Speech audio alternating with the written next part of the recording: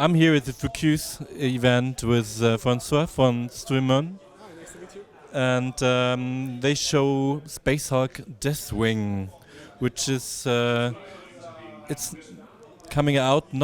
It's not that far away.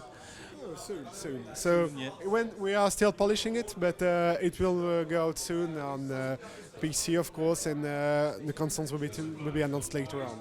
And it's a shooter in the Space Hulk universe. And what is the background story about this game? So you play as a librarian, which is kind of a battle mage of the Deathwing, and you have to inquire about a strange vision that you have received that comes from within the Olifro Space Hulk.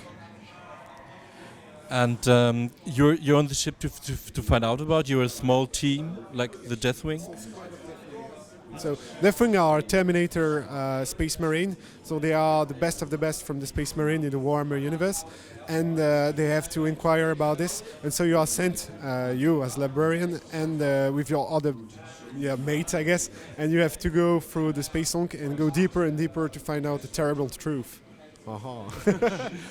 So, but can you tell us what we find on this ship? What is maybe a That was fun. Well, you will find a lot of Steelers, Gene Steelers, where the traditional game was based on Steelers versus Terminators, and of course you will find that, and you will also find dark secrets about the Dark Angel chapter. So this is not. I'm trying not to spoil too much of the story there, but there's a lot going on. You will. Because the Space Hulk is very old, you will, as you go through and deeper in the Space Hulk, you will find older and older things from the past, and there is something quite not right with the Dark Angels, and so as you go in through the Space Hulk, you will find out dark things about... The ship I'm on is also very old, right? Yes. Well, it depends, because at the start of the game it's maybe 1,000 years old, but as you go on, you will be easily 10 to 15,000 years old.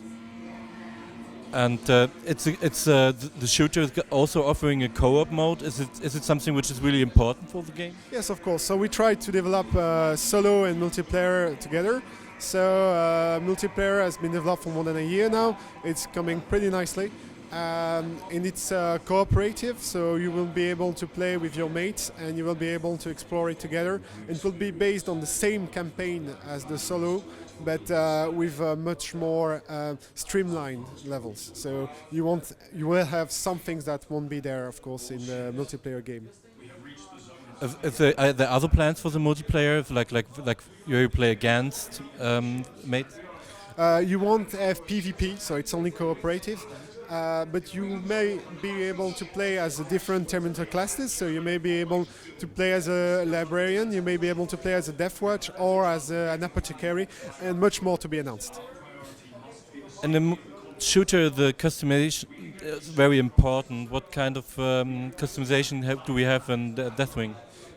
There won't be much customization. You will be able to choose your own weapons, of course. So before every battle, you are able to choose between a big range of weapons coming from the melee weapons, such as the good old lightning claws or the storm shield and the warhammer. So Mace of Absolution is also a possibility. And you also have a lot of weapons iconic in the Space Hulk universe, such as the Storm Bolter, the Assault Cannon, the Plasma Cannon, and on and on and on. I won't spoil too much. Hopefully people will be able to choose between a big variety of weapons. And there are new weapons as well.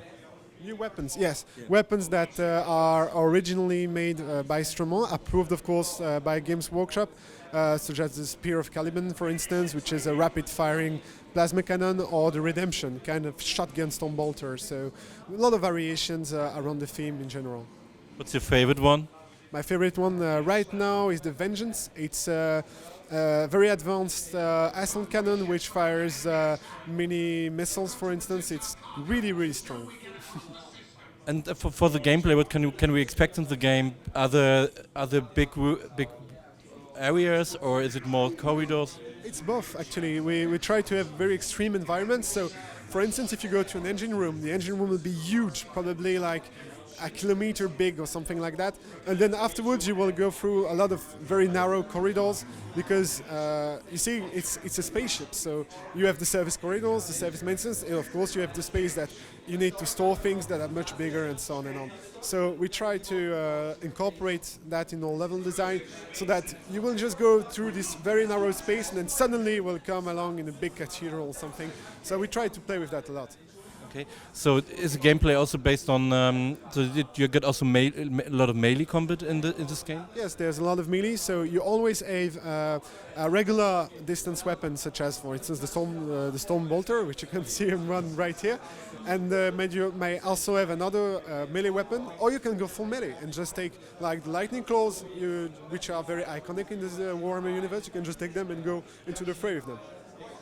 Okay, and what kind of classes we have in the game? Sorry?